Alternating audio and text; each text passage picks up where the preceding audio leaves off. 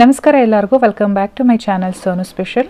ಇವತ್ತಿನ ವಿಡಿಯೋದಲ್ಲಿ ಬೆಳಗಿನ ತಿಂಡಿನ ಯಾವ ರೀತಿ ಮಾಡೋದು ಅಂತೇಳಿ ತೋರಿಸ್ಕೊಡ್ತಾ ಇದ್ದೀನಿ. ಬಾಯಿಗೆ ರುಚಿ ಕೊಡೋ ಅಂತ, ಬಾಯಿಗೆ ಖಾರವಾಗಿ ತುಂಬಾ ಚೆನ್ನಾಗಿರುತ್ತೆ. ಇನ್ನೂ ಸ್ವಲ್ಪ ತಿನ್ನಬೇಕು ಅಂತ ಅನ್ನಿಸ್ತಾ ಇರುತ್ತೆ. ಅದೇನಪ್ಪ ಅಂದರೆ ಟೊಮೊಟೊ ರೈಸ್. ಬನ್ನಿ ಈ ಟೊಮೊಟೊ ರೈಸ್ನ ಯಾವ ರೀತಿ ಮಾಡೋದು ಅಂತೇಳಿ ಇವತ್ತಿನ ವಿಡಿಯೋದಲ್ಲಿ ನೋಡ್ಕೊಳ್ಳೋಣ. ಮೊದಲನೇದಾಗಿ ನಾನಿಲ್ಲಿ ಸ್ಟವ್ ಮೇಲೆ ಒಂದು ಕಡಾಯಿ ಇಟ್ಕೊಂಡಿದ್ದೀನಿ. 1 ಟೀ ಸ್ಪೂನ್ ಎಣ್ಣೆ ಮತ್ತು 2 ರಿಂದ 3 ಟೀ ಸ್ಪೂನಷ್ಟು ತುಪ್ಪನ ನಾನಿಲ್ಲಿ ಸೇರಿಸ್ತಾ ಇದ್ದೀನಿ. ತುಪ್ಪ ಮತ್ತು ಎಣ್ಣೆ ಕರಗಿದ ಮೇಲೆ ಸ್ಪೈಸಸ್ ಆ್ಯಡ್ ಮಾಡ್ತಾ ಇದ್ದೀನಿ. ಪಲಾವ್ಗೆಲ್ಲ ಯಾವ ರೀತಿ ಹಾಕ್ಕೊಳ್ತೀವೋ ಅದೇ ರೀತಿ ಚಕ್ಕೆ, ಲವಂಗ, ಏಲಕ್ಕಿ, ಪಲಾವ್ ಎಲೆ, ಹಾಗೆ ಅದ್ರ ಜೊತೆಗೆ ನಾನಿಲ್ಲಿ 1 ಟೀ ಸ್ಪೂನಷ್ಟು ಜೀರಿಗೆ ಕೂಡ ಸೇರಿಸಿದ್ದೀನಿ. ಇದನ್ನು ಒಂದು 20 ಸೆಕೆಂಡು ಈ ರೀತಿ ಫ್ರೈ ಮಾಡ್ಕೊಳ್ಬೇಕು. ಅನ್ನ ಒಂದು ರೆಡಿ ಇದ್ಬಿಟ್ರೆ ಒಂದು 10 ನಿಮಿಷದಲ್ಲೆಲ್ಲ ನಾವು ಈ ತಿಂಡಿನ ಮಾಡ್ಕೊಳ್ಬೋದು. ಸ್ಪೈಸಸ್ ಫ್ರೈ ಆದಮೇಲೆ ನಾನಿಲ್ಲಿ ಒಂದು ದೊಡ್ಡ ಗಾತ್ರದ ಈರುಳ್ಳಿನ ಉದ್ದುದ್ದವಾಗಿ ಕಟ್ ಮಾಡಿ ಸೇರಿಸ್ಕೊಳ್ತಾ ಇದ್ದೀನಿ. ಈರುಳ್ಳಿ ಎಲ್ಲ ಸ್ವಲ್ಪ ಸಾಫ್ಟ್ ಆಗಬೇಕು. ಅದರ ಜೊತೆಗೆ ನಾನಿಲ್ಲಿ 2 ಹಸಿಮೆಣಸಿನ್ಕಾಯಿನ ಈ ರೀತಿ ಉದ್ದವಾಗಿ ಕಟ್ ಮಾಡಿ ಸೇರಿಸ್ಕೊಂಡಿದ್ದೀನಿ. ಈರುಳ್ಳಿ ಎಲ್ಲ ಫ್ರೈ ಆಗೋ ಅಷ್ಟರಲ್ಲಿ ನಾನಿಲ್ಲಿ 2 ದೊಡ್ಡ ಗಾತ್ರದ ಟೊಮೊಟೊನ ತೊಗೊಂಡಿದ್ದೀನಿ. ಇದನ್ನು ಪೇಸ್ಟ್ ಮಾಡೋಕ್ಕೆ ತೊಗೊಂಡೋಗಿದ್ದೀನಿ. ಆದರೆ ಈರುಳ್ಳಿ ಜೊತೆಗೆ ನಾನಿಲ್ಲಿ 1 ಟೀ ಸ್ಪೂನಷ್ಟು ಶುಂಠಿ ಬೆಳ್ಳುಳ್ಳಿ ಪೇಸ್ಟನ್ನು ಕೂಡ ಸೇರಿಸ್ಕೊಂಡು ಫ್ರೈ ಮಾಡೋದಕ್ಕೆ ಇಟ್ಟಿದ್ದೀನಿ.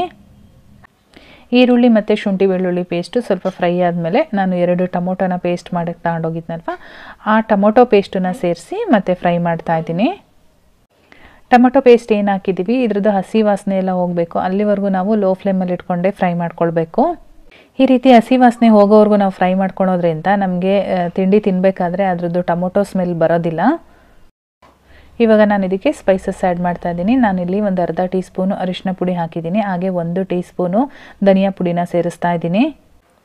ಇದರ ಜೊತೆಗೆ ನಾನಿಲ್ಲಿ 1 ಟೀ ಸ್ಪೂನಷ್ಟು ಖಾರದ ಪುಡಿ ಹಾಕ್ತಾಯಿದ್ದೀನಿ. ಅಚ್ಚ ಖಾರದ ಪುಡಿ. ಖಾರ ನೋಡಿ ಹಾಕ್ಕೊಳ್ಬೇಕಾಗುತ್ತೆ. ಕಲರ್ ಕೂಡ ತುಂಬ ಚೆನ್ನಾಗಿ ಬರುತ್ತೆ ಖಾರದ ಪುಡಿ ಹಾಕೋದ್ರಿಂದ. ಹಾಗೆ 2 ಟೀ ಸ್ಪೂನಷ್ಟು ಪಾವ್ ಭಾಜಿ ಮಸಾಲ ಹಾಕ್ತಾಯಿದ್ದೀನಿ. ಈ ತಿಂಡಿ ನಮಗೆ ಟೇಸ್ಟ್ ಕೊಡೋದೇ ಪಾವ್ ಭಾಜಿ ಮಸಾಲೆಯಿಂದ. ಲಾಸ್ಟಲ್ಲಿ ಒಂದು ಅರ್ಧ ಟೀ ಸ್ಪೂನಷ್ಟು ಗರಂ ಮಸಾಲ ಪೌಡರ್ನ ಸೇರಿಸಿದ್ದೀನಿ. ಜೊತೆಗೆ ರುಚಿಗೆ ತಕ್ಕಷ್ಟು ಉಪ್ಪನ್ನು ಕೂಡ ಹಾಕಿ ಇದನ್ನು ಚೆನ್ನಾಗಿ ಒಂದ್ಸಲ ಮಿಕ್ಸ್ ಮಾಡ್ಕೊಳ್ಬೇಕು. ಸ್ಪೈಸಸ್ ಎಲ್ಲ ಹಾಕಿದ ಮೇಲೆ ಈ ರೀತಿ ಫ್ರೈ ಮಾಡ್ಕೊಳ್ಬೇಕು. ಯಾವುದೇ ರೀತಿ ನೀರನ್ನು ಸೇರಿಸೋ ಅಂಥ ಅವಶ್ಯಕತೆ ಇಲ್ಲ. ಇದೇ ರೀತಿ ಗಟ್ಟಿಯಾಗಿರಬೇಕು, ಗುಜ್ಜು ರೀತಿ ಆಗುತ್ತೆ. ಚೆನ್ನಾಗಿ ಫ್ರೈ ಮಾಡ್ಕೊಂಡು ಆದಮೇಲೆ ನಾನಿಲ್ಲಿ ಲಾಸ್ಟಲ್ಲಿ ಮತ್ತೆ 1 ಟೊಮೊಟೊನ ಸ್ವಲ್ಪ ದೊಡ್ಡ ಗಾತ್ರಲ್ಲಿ ಕಟ್ ಮಾಡಿ ಈ ರೀತಿ ಸೇರಿಸ್ಕೊಳ್ತಾ ಇದ್ದೀನಿ. ಮಧ್ಯದಲ್ಲಿ ಟೊಮೊಟೊ ಸಿಕ್ಕರೆ ಚೆನ್ನಾಗಿರುತ್ತೆ ಟೊಮೊಟೊ ರೈಸಲ್ಲಿ ಅಂತ ಹೇಳ್ಬಿಟ್ಟು. ಇವಾಗ ನಾನೇನು ಟೊಮೊಟೊ ಹಾಕಿದ್ದೀನಿ ಅದು ಸ್ವಲ್ಪ ಸಾಫ್ಟ್ ಆಗಬೇಕು, ಅಲ್ಲಿವರೆಗೂ ಫ್ರೈ ಮಾಡಬೇಕು. ಇವಾಗ ರೆಡಿಯಾಗಿದೆ. ಕಲರ್ ನೋಡ್ತಾ ಇರ್ಬೋದು ಎಷ್ಟು ಚೆನ್ನಾಗಿ ಕಾಣಿಸ್ತಾ ಇದೆ ಅಂತ ಹೇಳ್ಬಿಟ್ಟು. ತುಂಬಾ ಕಲರ್ಫುಲ್ಲಾಗಿ ಕಾಣಿಸ್ತಾ ಇದೆ. ನಾನಿಲ್ಲಿ ಸಪ್ರೇಟಾಗಿ ಸ್ವಲ್ಪ ಗೊಜ್ಜನ್ನು ತೆಗೆದಿಡ್ತಾ ಇದ್ದೀನಿ. ಬೇಕು ಅಂದರೆ ಅನ್ನದ ಮೇಲೆ ಹಾಕಿ ಕಲಿಸ್ಬೋದು. ಫ್ಲೇಮ್ನ ಕಡಿಮೆ ಮಾಡಿಕೊಂಡು ನಾನಿಲ್ಲಿ ರೈಸ್ ಆ್ಯಡ್ ಮಾಡ್ತಾ ಇದ್ದೀನಿ. ನಮಗೆ ಎಷ್ಟು ಬೇಕಾಗುತ್ತೋ ಅಷ್ಟು ನೋಡಿ ರೈಸ್ನ ಆ್ಯಡ್ ಮಾಡಿಕೊಂಡು ಚೆನ್ನಾಗಿ ಮಿಕ್ಸ್ ಮಾಡ್ಕೊಳ್ಬೇಕು. ಇಲ್ಲಿ ರಾತ್ರಿ ಅನ್ನ ಉಳಿದಿರುತ್ತಲ್ವ, ಅದನ್ನು ಬೇಕಾದರೆ ಈ ರೀತಿ ಮಾಡ್ಬೋದು. ಅಥವಾ ಮಧ್ಯಾಹ್ನ ಮಾಡಿದಾಗ ಸಂಜೆ ಸಾಂಬಾರಲ್ಲೆಲ್ಲ ತಿನ್ನೋದಕ್ಕೆ ಕೆಲವೊಬ್ರಿಗೆ ಬೇಜಾರಾಗುತ್ತೆ. ಅಂಥ ಟೈಮಲ್ಲಿ ಈ ರೀತಿ ಒಂದು ಟೊಮೊಟೊ ರೈಸ್ನ ಮಾಡ್ಕೊಳ್ಬೋದು. ತುಂಬಾ ಟೇಸ್ಟಿಯಾಗಿರುತ್ತೆ. ಒಂದ್ಸಲ ಮಾಡಿ ನೋಡಿ. ಸ್ವಲ್ಪ ಗೊಜ್ಜು ಶಾರ್ಟೇಜ್ ಅಂತ ಅನ್ನಿಸ್ತು, ಹಾಗಾಗಿ ನಾನು ಮೇಲಿಂದ ಇನ್ನೊಂದು ಸ್ವಲ್ಪ ಗೊಜ್ಜನ್ನ ಹಾಕ್ಕೊಂಡು ಮಿಕ್ಸ್ ಮಾಡ್ತಾ ಇದ್ದೀನಿ.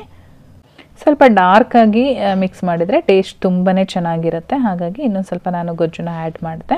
ಸೊ ಇವಾಗ ಕಂಪ್ಲೀಟಾಗಿ ರೆಡಿಯಾಗಿದೆ. ಲಾಸ್ಟಲ್ಲಿ ನಾನು ಸ್ವಲ್ಪ ಕೊತ್ತಂಬರಿ ಸೊಪ್ಪನ್ನು ಹಾಕಿ ಕಟ್ ಮಾಡಿರೋಂಥದ್ದು ಮಿಕ್ಸ್ ಮಾಡ್ತಾ ಇದ್ದೀನಿ. ಸೊ ಇವಾಗ ಟೊಮೊಟೊ ರೈಸ್ ರೆಡಿಯಾಗಿದೆ. ಎಷ್ಟು ಕಲರ್ಫುಲ್ಲಾಗಿ ಕಾಣಿಸ್ತಾ ಇದೆ ನೀವು ನೋಡ್ತಾ ಇರ್ಬೋದು. ಟೇಸ್ಟ್ ಕೂಡ ತುಂಬಾ ಚೆನ್ನಾಗಿತ್ತು. ಬಿಸಿ ಬಿಸಿ ಇದ್ದಂಗೆ ಸರ್ವ್ ಮಾಡಿಕೊಡಿ. ಬೂಂದಿ ರಾಯ್ತ ಜೊತೆ ಸರ್ವ್ ಮಾಡಿದರೆ ಇನ್ನೂ ಚೆನ್ನಾಗಿರುತ್ತೆ. ನಾನು ನಮ್ಮ ಅಜ್ಜಿ ಕಾಲದ ಒರಳು ಚಿತ್ರಾನ್ನ ಹೇಗೆ ಮಾಡೋದು ಅಂತೇಳಿ ತೋರಿಸ್ಕೊಡ್ತಾ ಇದ್ದೀನಿ. ಒರಳು ಚಿತ್ರಾನ್ನ ಅಂದರೆ ಒರಳು ಕಲ್ಲಲ್ಲಿ ರುಬ್ಕೊಳ್ಳೇಬೇಕು. ಆದರೆ ನಮ್ಮ ಮನೆಯಲ್ಲಿ ಒರಳು ಕಲ್ಲು ಇಲ್ಲದೇ ಇರೋ ಕಾರಣ ನಾನು ಮಿಕ್ಸಿ ಜಾರಲ್ಲಿ ಹಾಕಿ ರುಬ್ತಾ ಇದ್ದೀನಿ. ನಾನು ಮಿಕ್ಸಿ ಜಾರ್ಗೆ 1 ಬೌಲಷ್ಟು ಹಸಿ ತೆಂಗಿನಕಾಯಿ ತುರಿ, ಹಾಗೆ 3 ಹಸಿಮೆಣಸಿನ್ಕಾಯಿ, ಅರ್ಧ ಟೀ ಸ್ಪೂನು ಜೀರಿಗೆ ಹಾಕಿದ್ದೀನಿ. ಹಾಗೆ ಸ್ವಲ್ಪ ಕೊತ್ತಂಬರಿ ಸೊಪ್ಪನ್ನು ಸೇರಿಸ್ಕೊಳ್ತಾ ಇದ್ದೀನಿ. ಕೊತ್ತಂಬರಿ ಸೊಪ್ಪು ಹಾಕಬೇಕಾದ್ರೆ ಸ್ವಲ್ಪ ಮಧ್ಯದಲ್ಲಿ ಕಟ್ ಮಾಡಿ ಸೇರಿಸ್ಕೊಳ್ಳಿ. ಮತ್ತು ನಾನು ಇದಕ್ಕೆ ಒಂದು 5 ರಿಂದ 6 ಎಲೆ ಕರಿಬೇವಿನ ಸೊಪ್ಪನ್ನು ಹಾಕ್ತಾಯಿದ್ದೀನಿ. ಇದ್ರ ಜೊತೆಗೆ ರುಚಿಗೆ ತಕ್ಕಷ್ಟು ಕಲ್ಲುಪ್ಪನ್ನು ಸೇರಿಸ್ತಾ ಇದ್ದೀನಿ. ಕಲ್ಲುಪ್ಪಿದ್ರೆ ಕಲ್ಲುಪ್ಪನ್ನೇ ಹಾಕಿ, ಪುಡಿ ಉಪ್ಪಿಗಿಂತನೂ ಟೇಸ್ಟ್ ಚೆನ್ನಾಗಿರುತ್ತೆ. ಇವಾಗ ನೋಡಿ ಈ ರೀತಿ ನಾನು ರುಬ್ಕೊಂಡು ಬಂದಿದ್ದೀನಿ. ರುಬ್ಬಬೇಕಾದ್ರೆ ಯಾವುದೇ ಕಾರಣಕ್ಕೂ ನೀರನ್ನು ಸೇರಿಸಬಾರ್ದು. ಇದೊಂದು ಟಿಪ್ನ ನಾವು ಫಾಲೋ ಮಾಡಬೇಕಾಗತ್ತೆ. ಈಗ ಇದನ್ನು ಸೈಡಲ್ಲಿ ಎತ್ತಿಟ್ಕೊಂಡು ಸ್ಟವ್ ಮೇಲೆ ಒಂದು ಫ್ರೈಯಿಂಗ್ ಪ್ಯಾನ್ ಇಟ್ಕೊಂಡಿದ್ದೀನಿ. ಈ ಪ್ಯಾನ್ಗೆ ನಾನು ಒಂದು 3 ರಿಂದ 4 ಟೇಬಲ್ ಸ್ಪೂನಷ್ಟು ಎಣ್ಣೆ ಹಾಕಿದ್ದೀನಿ. ಹಾಗೆ 1 ಟೇಬಲ್ ಸ್ಪೂನ್ ಕಡಲೆಕಾಯಿ ಬೀಜ, 1 ಟೇಬಲ್ ಸ್ಪೂನು ಕಡಲೆಬೇಳೆ, 1 ಟೇಬಲ್ ಸ್ಪೂನಷ್ಟು ಉದ್ದಿನಬೇಳೆ ಹಾಕ್ಕೊಂಡು ಫ್ರೈ ಮಾಡ್ತಾ ಇದ್ದೀನಿ. ಎಲ್ಲದೂ ಕೂಡ ಕ್ರಿಸ್ಪಾಗಿ ಕಲರ್ ಚೇಂಜ್ ಆಗಬೇಕು, ಅಲ್ಲಿವರೆಗೂ ಫ್ರೈ ಮಾಡಬೇಕಾಗತ್ತೆ. ಈಗ ಎಲ್ಲವೂ ಕೂಡ ಚೆನ್ನಾಗಿ ಫ್ರೈ ಆಗಿದೆ. ಈ ಟೈಮಲ್ಲಿ ನಾನು ಒಗ್ಗರಣೆಗೆ ಸಾಸಿವೆ ಮತ್ತು ಹಸಿ ಕರಿಬೇವಿನ ಸೊಪ್ಪನ್ನು ಹಾಕಿದ್ದೀನಿ. ಇದರ ಜೊತೆಗೆ 2 ಕೆಂಪು ಮೆಣಸಿನಕಾಯಿನೂ ಕೂಡ ಸೇರಿಸ್ಕೊಂಡು ಫ್ರೈ ಮಾಡ್ತಾ ಇದ್ದೀನಿ. ಎಲ್ಲದನ್ನು ನೀಟಾಗಿ ಈ ರೀತಿ ಫ್ರೈ ಮಾಡ್ಕೊಂಡಾದ್ಮೇಲೆ ಈಗ ನಾವು ಮಸಾಲೆನ ರುಬ್ಬಿಟ್ಕೊಂಡಿದ್ವಿ ಅಲ್ವಾ, ಅದನ್ನು ಸೇರಿಸ್ಕೊಳ್ಬೇಕು. ಮಸಾಲೆ ಸೇರಿಸಿದ ಮೇಲೆ ಕಡಿಮೆ ಉರಿ ಮಾಡಿಕೊಂಡು ಈ ರೀತಿ ಫ್ರೈ ಮಾಡ್ಕೊಳ್ಬೇಕಾಗತ್ತೆ. ಅಂದರೆ ನಾವೀಗೇನು ತೆಂಗಿನಕಾಯಿ ತುರಿ ಎಲ್ಲ ಹಾಕಿರ್ತೀವಲ್ವ, ಅದು ಹಸಿ ವಾಸನೆ ಇರುತ್ತೆ. ಹಸಿ ವಾಸನೆ ಹೋಗೋವರೆಗೂ ನಾವು ಫ್ರೈ ಮಾಡಬೇಕಾಗತ್ತೆ. ಒಂದು 2ರಿಂದ 3 ನಿಮಿಷ ಬಿಟ್ಟರೆ ಸಾಕು, ರೆಡಿ ಆಗುತ್ತೆ. ಇವಾಗ ಬಿಸಿ ಬಿಸಿ ಅನ್ನಕ್ಕೆ ಹಾಕಿ ಮಿಕ್ಸ್ ಮಾಡಿ ಸರ್ವ್ ಮಾಡಿದರೆ ತುಂಬಾ ಚೆನ್ನಾಗಿರುತ್ತೆ. ನಾನಿಲ್ಲಿ ಬಿಸಿ ಅನ್ನ ಮಾಡಿಕೊಂಡು ಒಂದು ದೊಡ್ಡ ಬೌಲಲ್ಲಿ ಹಾಕಿ ಇಟ್ಕೊಂಡಿದ್ದೀನಿ. ಇವಾಗ ನಾವೇನು ರೆಡಿ ಮಾಡ್ಕೊಂಡಿದ್ದೀವಿ ಅದನ್ನು ಇದ್ರೊಳಗಡೆ ಹಾಕ್ಕೊಂಡು ಚೆನ್ನಾಗಿ ಮಿಕ್ಸ್ ಮಾಡಿದರೆ ಒರಳು ಚಿತ್ರಾನ್ನ ರೆಡಿ ಆಗುತ್ತೆ. ನಾವು ನಾರ್ಮಲಾಗಿ ಚಿತ್ರಾನ್ನ ಮಾಡ್ತಾ ಇರ್ತೀವಿ, ಈ ರೀತಿ ಡಿಫ್ರೆಂಟಾಗಿ ಒಂದ್ಸಲ ಮಾಡಿ. ಮನೆಯಲ್ಲೂ ಕೂಡ ತುಂಬ ಇಷ್ಟಪಟ್ಟು ತಿಂದರು. ನಮ್ಮ ಮನೆಯಲ್ಲಿ ತುಂಬ ಟೇಸ್ಟಿಯಾಗಿತ್ತು. ಕಲರ್ ನೋಡ್ತಾ ಇರ್ಬೋದು ಎಷ್ಟು ಚೆನ್ನಾಗಿ ಕಾಣಿಸ್ತಾ ಇದೆ ಅಂತೇಳಿ. ನೀವು ಕೂಡ ಮಾಡಿ ಹೇಗೆ ಬಂತು ಅಂತೇಳಿ ನನಗೆ ಕಮೆಂಟ್ ಮಾಡಿ ತಿಳಿಸಿ. ಒಂದು ಸಿಂಪಲ್ಲಾಗಿ ಒಂದು 10 ನಿಮಿಷದಲ್ಲಿ ಮಾಡ್ಕೋಬೋದಾದಂಥ ಒಂದು ಬ್ರೇಕ್ಫಾಸ್ಟ್ ಜೊತೆ ಬಂದಿದ್ದೀನಿ. ಒಂದು ಕ್ಯಾರೆಟ್ ಇದ್ದರೆ ಸಾಕು, ರುಚಿಯಾಗಿರ್ತಕ್ಕಂಥ ಕ್ಯಾರೆಟ್ ರೈಸ್ನ ರೆಡಿ ಮಾಡ್ಕೊಳ್ಬೋದು. ಬನ್ನಿ ಈ ಕ್ಯಾರೆಟ್ ರೈಸ್ನ ತುಂಬ ಅತಿ ಕಡಿಮೆ ಸಮಯದಲ್ಲಿ ಹೇಗೆ ಮಾಡೋದು ಅಂತೇಳಿ ನೋಡ್ಕೊಳ್ಳೋಣ. ಮೊದಲನೇದಾಗಿ ನಾನಿಲ್ಲಿ ಸ್ಟವ್ ಮೇಲೆ ಒಂದು ಫ್ರೈಯಿಂಗ್ ಪ್ಯಾನ್ ಇಟ್ಕೊಂಡು ಒಗ್ಗರಣೆಗೆ ಒಂದು 4ರಿಂದ 5 ಟೇಬಲ್ ಸ್ಪೂನಷ್ಟು ಎಣ್ಣೆ ಸೇರಿಸಿದ್ದೀನಿ. ಎಣ್ಣೆ ಬಿಸಿ ಆದಮೇಲೆ ಚಕ್ಕೆ, ಲವಂಗ, ಏಲಕ್ಕಿ ಸೇರಿಸಿ ಹಾಗೆ ಒಂದು 10ರಿಂದ 12 ಗೋಡಂಬಿನ ಸೇರಿಸಿ ಫ್ರೈ ಮಾಡ್ಕೊಳ್ತಾ ಇದ್ದೀನಿ. ಗೋಡಂಬಿ ಎಲ್ಲ ಸ್ವಲ್ಪ ಈ ರೀತಿ ಕಲರ್ ಚೇಂಜ್ ಆದಮೇಲೆ ನಾನು ಒಂದು ಈರುಳ್ಳಿನ ಚಿಕ್ಕದಾಗಿ ಕಟ್ ಮಾಡಿ ಸೇರಿಸಿದ್ದೀನಿ. ಇದ್ರ ಜೊತೆಗೆ ನಾನು ಒಂದು 3ರಿಂದ 4 ಹಸಿಮೆಣಸಿನ್ಕಾಯಿನ ಸ್ಲಿಟ್ ಮಾಡಿ ಹಾಕಿದ್ದೀನಿ. ನೀವು ಖಾರ ನೋಡಿ ಹಸಿಮೆಣಸಿನ್ಕಾಯಿನ ಸೇರಿಸ್ಕೊಳ್ಬೋದು. ಇದರ ಜೊತೆಗೆ ನಾನಿಲ್ಲಿ 1 ಟೇಬಲ್ ಸ್ಪೂನಷ್ಟು ಶುಂಠಿ ಬೆಳ್ಳುಳ್ಳಿ ಪೇಸ್ಟನ್ನು ಸೇರಿಸ್ಕೊಂಡು ಎಲ್ಲದೂ ಕೂಡ ಚೆನ್ನಾಗಿ ಬಾಡಿಸ್ಕೊಳ್ತಾ ಇದ್ದೀನಿ. ಇಲ್ಲಿ ಈರುಳ್ಳಿ ಚೆನ್ನಾಗಿ ಫ್ರೈ ಆಗಬೇಕು. ಅನ್ನ ಒಂದು ರೆಡಿ ಮಾಡಿ ಇಟ್ಕೊಬಿಟ್ರೆ ತುಂಬ ಬೇಗ ಆಗೋಗುತ್ತೆ ಈ ರೆಸಿಪಿ. ಇವಾಗ ನಾನಿಲ್ಲಿ 1 ಬೌಲಷ್ಟು ಕ್ಯಾರೆಟ್ನ ತುರಿದಿಟ್ಕೊಂಡಿದ್ದೆ. ಆದರೆ ನಾನಿಲ್ಲಿ ಒಂದು ದೊಡ್ಡ ಸೈಜ್ದು ಕ್ಯಾರೆಟ್ ತೊಗೊಂಡಿದ್ದೀನಿ ಅಷ್ಟೇ. ಒಂದು ಕ್ಯಾರೆಟ್ಗೆ ಇಷ್ಟು ಅದು ಕ್ಯಾರೆಟ್ ತುರಿ ಸಿಕ್ಕಿದೆ ನನಗೆ. ಕ್ಯಾರೆಟ್ ಕೂಡ ಅಷ್ಟೇ ಎಣ್ಣೆಯಲ್ಲಿ ಚೆನ್ನಾಗಿ ಫ್ರೈ ಆಗಬೇಕು, ಅದ್ರದ್ದು ಹಸಿ ವಾಸನೆ ಎಲ್ಲ ಹೋಗಬೇಕು. ಆ ರೀತಿಯಾಗಿ ನಾವು ಫ್ರೈ ಮಾಡ್ಕೊಳ್ಬೇಕು. ಹಾಗೆ ನಾನಿಲ್ಲಿ ರುಚಿಗೆ ತಕ್ಕಷ್ಟು ಉಪ್ಪನ್ನು ಸೇರಿಸ್ತಾ ಇದ್ದೀನಿ. ಜೊತೆಗೆ ಒಂದು 1/4 ಟೀ ಸ್ಪೂನಷ್ಟು ಅರಿಶಿನ ಪುಡಿ ಕೂಡ ಸೇರಿಸಿದ್ದೀನಿ. ಇದ್ರ ಜೊತೆಗೆ ನಾನಿಲ್ಲಿ 1 ಟೇಬಲ್ ಸ್ಪೂನಷ್ಟು ಸಾಂಬಾರ್ ಪೌಡರ್ನ ಸೇರಿಸಿದ್ದೀನಿ. ಇಷ್ಟೇ ಮಸಾಲೆ ಸಾಕು. ಯಾವುದೇ ರೀತಿ ಗರಂ ಮಸಾಲ ಆಗಿರ್ಬೋದು ಮತ್ತು ಬೇರೆ ಧನಿಯಾ ಪುಡಿ ಇನ್ನೇನು ಹಾಕೋಂಥ ಅವಶ್ಯಕತೆ ಇಲ್ಲ. ಸಾಂಬಾರು ಪುಡಿ ಒಂದು ಹಾಕ್ಕೊಂಡ್ರೆ ಸಾಕಾಗುತ್ತೆ. ಹಾಕಿದ ಮೇಲೆ ಎಲ್ಲದನ್ನೂ ಕೂಡ ಚೆನ್ನಾಗಿ ಮಿಕ್ಸ್ ಮಾಡಿಕೊಂಡು ಫ್ರೈ ಮಾಡಬೇಕು. ಹಾಗೆ ನಾನಿಲ್ಲಿ ರೈಸ್ ಆ್ಯಡ್ ಮಾಡಿದ್ದೀನಿ. ಬಿಸಿ ಬಿಸಿ ರೈಸ್ ಹಾಕಿದ್ದೀನಿ ನಾನಿಲ್ಲಿ ಡೈರೆಕ್ಟಾಗಿ ಕುಕ್ಕರಿಂದ ತೆಗೆದು. ಹಾಗಾಗಿ ಈ ರೀತಿ ಚೆನ್ನಾಗಿ ಒಂದು ಸಲ ಮಿಕ್ಸ್ ಮಾಡ್ಕೊಳ್ಬೇಕು. ಅದು ಏನು ನಾವೀಗ ರೆಡಿ ಮಾಡ್ಕೊಂಡಿದ್ದೀವಿ ಮಸಾಲೆ, ಆ ಮಸಾಲೆ ನೀಟಾಗಿ ಕೋಟಿಂಗ್ ಆಗಬೇಕು ರೈಸ್ಗೆ. ಆ ರೀತಿಯಾಗಿ ಮಿಕ್ಸ್ ಮಾಡ್ಕೊಳ್ಬೇಕು. ಹಾಗೆ ಇದರ ಜೊತೆಗೆ ಸ್ವಲ್ಪ ಕೊತ್ತಂಬರಿ ಸೊಪ್ಪನ್ನು ಕಟ್ ಮಾಡಿ ಕೂಡ ಸೇರಿಸ್ಕೊಂಡು ಮಿಕ್ಸ್ ಮಾಡ್ತಾಯಿದ್ದೀನಿ. ಚೆನ್ನಾಗಿ ಮಿಕ್ಸ್ ಆದಮೇಲೆ ನೋಡಿ ಕಲರ್ ಕೂಡ ತುಂಬ ಚೆನ್ನಾಗಿ ಕಾಣಿಸ್ತಾ ಇದೆ, ರೆಡಿಯಾಗಿದೆ. ತುಂಬಾ ಕ್ವಿಕ್ಕಾಗುತ್ತೆ, ಅಷ್ಟೇ ಟೇಸ್ಟಿಯಾಗಿರುತ್ತೆ. ನಾನು ಹೇಳೋದಕ್ಕಿಂತ ನೀವು ಒಂದ್ಸಲ ಮಾಡಿ ತುಂಬ ಇಷ್ಟಪಡ್ತೀರಾ. ಆಮೇಲೆ ನನಗೆ ಕಮೆಂಟ್ ಮಾಡಿ ತಿಳಿಸಿ. ಒಂದು ಹೆಲ್ದಿ ಬ್ರೇಕ್ಫಾಸ್ಟ್ ಜೊತೆಗೆ ನಾನು ಬಂದಿದ್ದೀನಿ. ಕರ್ಬೇವಿನ ಸೊಪ್ಪು ಇದ್ದರೆ ಸಾಕು, ಈ ತಿಂಡಿನ ರೆಡಿ ಮಾಡ್ಕೊಳ್ಬೋದು. ಫಟಾಫಟ್ ಅಂತ ಆಗುತ್ತೆ. ನಾಲ್ಗೆಗಂತೂ ತುಂಬಾ ರುಚಿ ಕೊಡುತ್ತೆ, ಅಷ್ಟೇ ಕ್ವಿಕ್ಕಾಗಿ ಕೂಡ ಆಗುತ್ತೆ. ಬನ್ನಿ ಇವತ್ತು ಈ ಕರ್ಬೇವಿನ ಸೊಪ್ಪಿನ ಮಸಾಲೆ ರೈಸ್ ಅಥವಾ ಕರಿ ರೈಸ್ನ ಹೇಗೆ ಮಾಡೋದು ಅಂತೇಳಿ ನೋಡ್ಕೊಳ್ಳೋಣ. ಮೊದಲನೇದಾಗಿ ಸ್ಟವ್ ಮೇಲೆ ಒಂದು ಫ್ರೈಯಿಂಗ್ ಪ್ಯಾನ್ ಇಟ್ಕೊಂಡಿದ್ದೀನಿ. ಇದಕ್ಕೆ ಒಂದು 2 ಟೀ ಸ್ಪೂನಷ್ಟು ನಾವು ಅಡುಗೆ ಮಾಡ್ತೀವಲ್ಲ ಆ ಎಣ್ಣೆನ ಹಾಕ್ತಾಯಿದ್ದೀನಿ. ಎಣ್ಣೆ ಕಾಯ್ದ ಮೇಲೆ 1 ಟೀ ಸ್ಪೂನಷ್ಟು ಜೀರಿಗೆ ಹಾಕಿದ್ದೀನಿ. ಜೀರಿಗೆ ಸ್ವಲ್ಪ ಸಿಡಿಬೇಕು. ಹಾಗೆ ಇದಕ್ಕೆ 1 ಟೇಬಲ್ ಸ್ಪೂನಷ್ಟು ಕಡಲೆಬೇಳೆ, 1 ಟೇಬಲ್ ಸ್ಪೂನಷ್ಟು ಉದ್ದಿನಬೇಳೆನೂ ಕೂಡ ಸೇರಿಸ್ಕೊಳ್ತಾ ಇದ್ದೀನಿ. ಈ ಬೇಳೆಗಳನ್ನು ಸಹ ಸ್ವಲ್ಪ ಫ್ರೈ ಮಾಡ್ಕೊಳ್ಬೇಕು. ನಂತರ ಇಲ್ಲಿ 2 ಟೇಬಲ್ ಸ್ಪೂನಷ್ಟು ಕಡಲೆಕಾಯಿ ಬೀಜನ ಸೇರಿಸ್ತಾ ಇದ್ದೀನಿ. ನೀವೇನಾದ್ರೂ ಒಂದು ದೊಡ್ಡ ಸ್ಪೂನ್ ತಗೊಂಡ್ರೆ ಅದರಲ್ಲಿ 3 ಸ್ಪೂನ್ ಹಾಕ್ಕೊಳ್ಳಿ. ಸ್ವಲ್ಪ ಕಲರ್ ಚೇಂಜ್ ಆಗೋವರೆಗೂ ಫ್ರೈ ಮಾಡಿಕೊಂಡು ನಂತರ ಇಲ್ಲಿ ನೋಡಿ ನಾನು ದೊಡ್ಡ ಗಾತ್ರದ ಒಂದು ನಿಂಬೆಹಣ್ಣು ಬರುತ್ತಲ್ವ ಅಷ್ಟು ನಾನು ಹುಣಸೆ ಹಣ್ಣನ್ನು ಈ ರೀತಿ ತೊಗೊಂಡು ಅದನ್ನು ಕೂಡ ಫ್ರೈ ಮಾಡೋದಕ್ಕೆ ಸೇರಿಸ್ಕೊಂಡಿದ್ದೀನಿ. ಹುಣಸೆ ಹಣ್ಣು ಹಾಕೋದು ತುಂಬಾ ಇಂಪಾರ್ಟೆಂಟು. ಹುಣಸೆಹಣ್ಣು ಸ್ವಲ್ಪ ಫ್ರೈ ಆದಮೇಲೆ ನಾನಿಲ್ಲಿ ಒಂದು 6ರಿಂದ 7 ಬ್ಯಾಡಗಿ ಮೆಣಸಿನ್ಕಾಯಿನ ಸೇರಿಸ್ಕೊಳ್ತಾ ಇದ್ದೀನಿ. ನಿಮಗೆ ತುಂಬ ಖಾರ ಇಷ್ಟ ಆಗುತ್ತೆ ಅಂದರೆ ಇದ್ರ ಜೊತೆಗೆ ಗುಂಟೂರು ಮೆಣಸಿನ್ಕಾಯಿನೂ ಕೂಡ ಸೇರಿಸ್ಕೊಳ್ಬೋದು. ಹಾಗೆ ಇದ್ರ ಜೊತೆಗೇ ನಾನಿಲ್ಲಿ 1 ಟೇಬಲ್ ಸ್ಪೂನಷ್ಟು ಬಿಳಿ ಎಳ್ಳನ್ನು ತೊಗೊಂಡಿದ್ದೀನಿ. ಬಿಳಿ ಎಳ್ಳಿಲ್ಲ ಅಂತ ಅಂದರೆ ಕಪ್ಪು ಎಳ್ಳನ್ನು ಯೂಸ್ ಮಾಡ್ಬೋದು. ಇವಾಗ ಎಲ್ಲದೂ ಕೂಡ ಕ್ರಿಸ್ಪ್ ಆಗೋವರೆಗೂ ನಾವು ಫ್ರೈ ಮಾಡ್ಕೊಳ್ಬೇಕಾಗತ್ತೆ. ಎಲ್ಲ ಫ್ರೈ ಆದಮೇಲೆ ಆದಷ್ಟು ಲೋ ಫ್ಲೇಮಲ್ಲಿ ಇಟ್ಕೊಂಡು ಫ್ರೈ ಮಾಡ್ಕೊಳ್ಳಿ. ಇವಾಗ ನಾನು ಇದು ತಣ್ಣಗಾಗಲಿಕ್ಕೆ ಸಪ್ರೇಟಾಗಿ ಎತ್ತಿಟ್ಕೊಂಡು ಅದೇ ಪ್ಯಾನ್ಗೆ ಮತ್ತೆ 1 ಟೀ ಸ್ಪೂನಷ್ಟು ಎಣ್ಣೆ ಸೇರಿಸ್ತಾ ಇದ್ದೀನಿ. ಹಾಗೆ ಆ ಎಣ್ಣೆಗೆ ನಾನಿಲ್ಲಿ ಒಂದು ದೊಡ್ಡ ಗಾತ್ರದ ಬೆಳ್ಳುಳ್ಳಿನ ಸಿಪ್ಪೆ ಎಲ್ಲ ತೆಗೆದು ಸ್ವಲ್ಪ ಕ್ರಷ್ ಮಾಡಿದ್ದೀನಿ. ಕ್ರಷ್ ಮಾಡಿಬಿಟ್ಟು ಸೇರಿಸ್ಕೊಂಡಿದ್ದೀನಿ. ಈ ಬೆಳ್ಳುಳ್ಳಿ ಸ್ವಲ್ಪ ಗೋಲ್ಡನ್ ಬ್ರೌನ್ ಆಗಬೇಕು, ನೋಡಿ ಈ ಕಲರ್ ಆಗಬೇಕು. ಇಷ್ಟು ಫ್ರೈ ಆದಮೇಲೆ ಈಗ ನಾವೆಲ್ಲ ರೆಡಿ ಮಾಡಿ ಇಟ್ಕೊಂಡಿದ್ವಲ್ವ ಫ್ರೈ ಮಾಡಿ ಅದರೊಳಗಡೆ ಹಾಕ್ಕೊಂಡಿದ್ದೀನಿ. ಹಾಗೆ ನಾನಿಲ್ಲಿ ನನ್ನ ಕೈಯಲ್ಲಿ ಒಂದು ಇಡಿಯಾಗುವಷ್ಟು ಕರಿಬೇವಿನ ಸೊಪ್ಪನ್ನು ಕೂಡ ಸೇರಿಸ್ಕೊಂಡು ಅದನ್ನು ಕೂಡ ಈ ರೀತಿ ಫ್ರೈ ಮಾಡ್ಕೊಳ್ತಾ ಇದ್ದೀನಿ. ಕರಿಬೇವು ಏನು ಈ ರೀತಿ ಹಸಿ ಹಸಿ ಆಗಿದೆ, ಅದು ನಾವು ಮುಟ್ಟಿದರೆ ಮುರಿದೋಗ್ಬೇಕು, ಆ ರೀತಿಯಾಗಿ ಕ್ರಿಸ್ಪ್ ಆಗೋವರೆಗೂ ನಾವು ಫ್ರೈ ಮಾಡ್ಕೊಳ್ಬೇಕಾಗತ್ತೆ. ಇವಾಗ ನೋಡಿ ಆಗಿದೆ, ನಾನೊಂದು ತೋರಿಸ್ತೀನಿ ನೋಡಿ. ಈ ರೀತಿ ಮಾಡಿದ್ರೆ ಪುಡಿ ಪುಡಿ ಆಗಬೇಕು. ಇವಾಗ ಇದು ರೆಡಿಯಾಗಿದೆ. ಇದನ್ನು ನಾನು ಒಂದು ಮಿಕ್ಸಿ ಜಾರಲ್ಲಿ ಹಾಕ್ಕೊಂಡು, ಈಗ ಇದ್ರ ಜೊತೆಗೆ ಮುಂಚೆ ನಾನು ಯಾವುದನ್ನೆಲ್ಲ ಹುರಿದು ಇಟ್ಕೊಂಡಿದ್ದೆ ಅದನ್ನು ಕೂಡ ಇದರಲ್ಲೇ ಸೇರಿಸ್ಕೊಳ್ತಾ ಇದ್ದೀನಿ. ಇದಕ್ಕೆ ಯಾವುದೇ ಕಾರಣಕ್ಕೂ ನೀರನ್ನು ನಾವು ತಾಗಿಸ್ಬಾರ್ದು, ಹಾಗೆ ನಾವು ಪೌಡರ್ ಮಾಡ್ಕೊಳ್ಬೇಕು.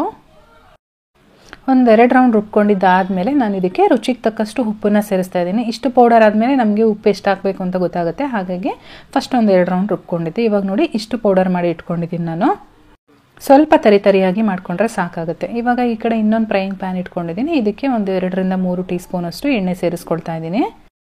ಎಣ್ಣೆ ಕಾಯ್ದ ಮೇಲೆ 1 ಟೇಬಲ್ ಸ್ಪೂನು ಕಡಲೆಕಾಯಿ ಬೀಜ, ನಾವು ಒಗ್ಗರಣೆಗೆಲ್ಲ ಏನು ಹಾಕ್ತೀವಿ ಅಂತ, ಹಾಗೆ 1 ಟೇಬಲ್ ಸ್ಪೂನು ಕಡಲೆಬೇಳೆ, 1 ಟೇಬಲ್ ಸ್ಪೂನಷ್ಟು ಉದ್ದಿನಬೇಳೆನ ಸೇರಿಸ್ಕೊಂಡಿದ್ದೀನಿ. ಇದು ಕೂಡ ಸ್ವಲ್ಪ ಕಲರ್ ಚೇಂಜ್ ಆಗೋವರೆಗೂ ಫ್ರೈ ಮಾಡಬೇಕು.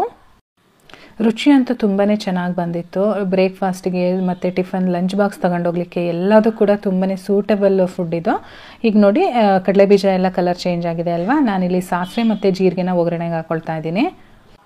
ಇದ್ರ ಜೊತೆಗೆ ಹಸಿ ಕರಿಬೇವಿನ ಸೊಪ್ಪನ್ನು ಕೂಡ ಸೇರಿಸ್ಕೊಂಡು ಎಲ್ಲದನ್ನು ಕೂಡ ಚೆನ್ನಾಗಿ ಒಂದ್ಸಲ ಮಿಕ್ಸ್ ಮಾಡ್ಕೊಳ್ಬೇಕು.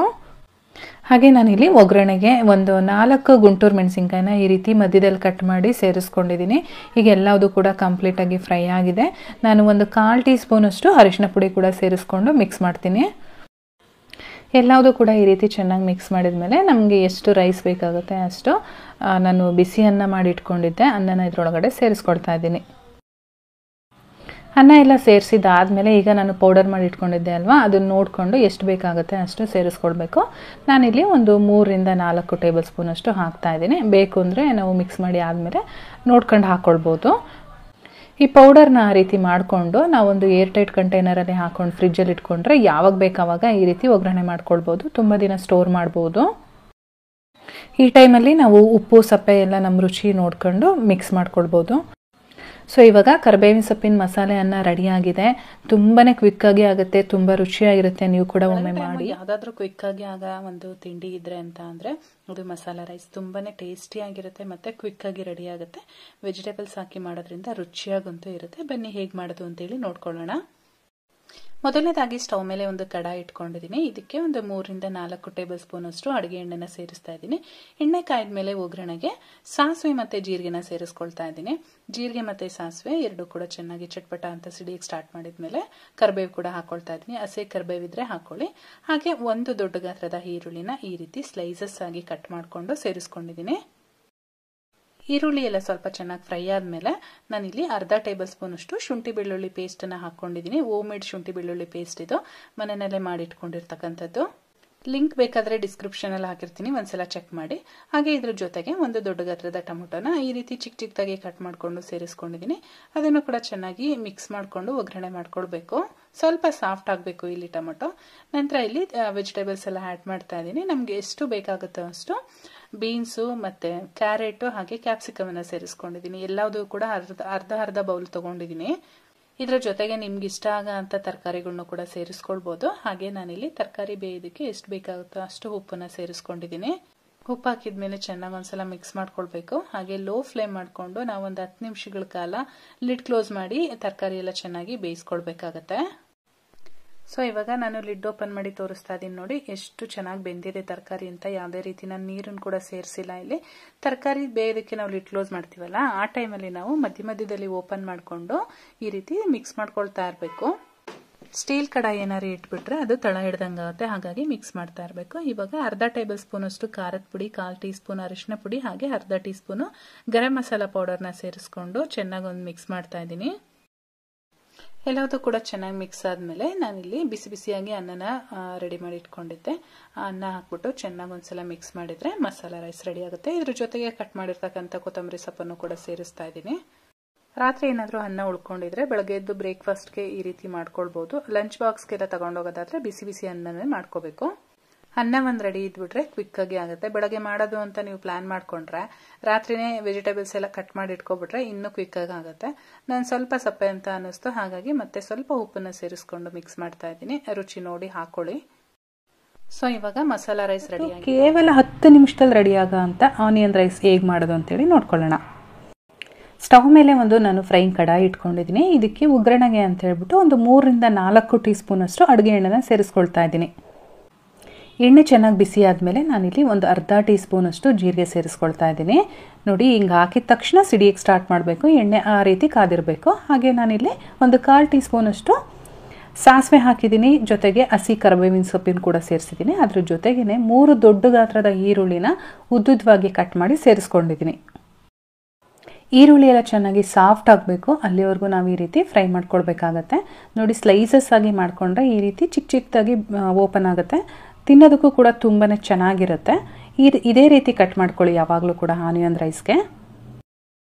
ಇದರ ಜೊತೆಗೆ ನಾನಿಲ್ಲಿ 3 ಹಸಿಮೆಣಸಿನ್ಕಾಯಿನ ಈ ರೀತಿ ಉದ್ದುದ್ದವಾಗೇ ಮಧ್ಯದಲ್ಲಿ ಸ್ಲಿಟ್ ಮಾಡಿ ಹಾಕಿದ್ದೀನಿ. ಕೆಲವರು ಎಲ್ಲ ತಿಂಡಿಗಳು ಸ್ಪೈಸಿಯಾಗಿರಬೇಕು ಅಂತ ಇಷ್ಟಪಡ್ತಾರೆ. ಆ ರೀತಿ ಇಷ್ಟಪಡೋರು ಚಿಕ್ಕ ಚಿಕ್ಕದಾಗಿ ಕಟ್ ಮಾಡಿಕೊಂಡು ಇನ್ನು ಸ್ವಲ್ಪ ಜಾಸ್ತಿ ಹಾಕ್ಕೊಳ್ಬೋದು. ಇದ್ರ ಜೊತೆಗೆ ನಾನಿಲ್ಲಿ ಅರ್ಧ ಟೇಬಲ್ ಸ್ಪೂನಷ್ಟು ಶುಂಠಿ ಬೆಳ್ಳುಳ್ಳಿ ಪೇಸ್ಟನ್ನು ಸೇರಿಸಿದ್ದೀನಿ. ಶುಂಠಿ ಬೆಳ್ಳುಳ್ಳಿ ಪೇಸ್ಟ್ ಹಾಕಿದ ಮೇಲೆ ಚೆನ್ನಾಗಿ ಫ್ರೈ ಮಾಡಿಕೊಂಡು ನಂತರ ನಾನಿಲ್ಲಿ ಖಾರದ ಪುಡಿ, ಹಾಗೆ ಒಂದು ಅರ್ಧ ಟೀ ಸ್ಪೂನಷ್ಟು ಧನಿಯಾ ಪುಡಿ, ಜೊತೆಗೆ 1 ಟೀ ಸ್ಪೂನಷ್ಟು ಗರಂ ಮಸಾಲ ಪೌಡರು, ಜೊತೆಗೆ ರುಚಿಗೆ ತಕ್ಕಷ್ಟು ಉಪ್ಪನ್ನು ಕೂಡ ಸೇರಿಸಿ ಚೆನ್ನಾಗಿ ಒಂದು ಮಿಕ್ಸ್ ಕೊಡ್ತಾ ಇದ್ದೀನಿ. ಈಗ ಆಲ್ರೆಡಿ ಹಸಿಮೆಣ್ಸಿನ್ಕಾಯಿನ ಕೂಡ ಹಾಕಿರ್ತೀವಿ, ಖಾರದ ಪುಡಿ ಹಾಕಬೇಕಾದ್ರೆ ನೋಡಿ ಹಾಕ್ಕೊಳ್ಳಿ, ತುಂಬ ಖಾರ ಆಗಿಬಿಡುತ್ತೆ. ಆಮೇಲೆ ಇವಾಗ ಹಾಕಿರ್ತಕ್ಕಂಥ ಮಸಾಲೆ ಪುಡಿಗಳು ಈರುಳ್ಳಿ ಜೊತೆ ಚೆನ್ನಾಗಿ ಹೊಂದ್ಕೋಬೇಕು, ಆ ರೀತಿಯಾಗಿ ನಾವು ಫ್ರೈ ಮಾಡ್ಕೊಳ್ಬೇಕಾಗತ್ತೆ. ಇವಾಗ ನೋಡಿ, ಎಣ್ಣೆ ಬಿಡೋದಕ್ಕೆ ಸ್ಟಾರ್ಟ್ ಆಗಿದೆ.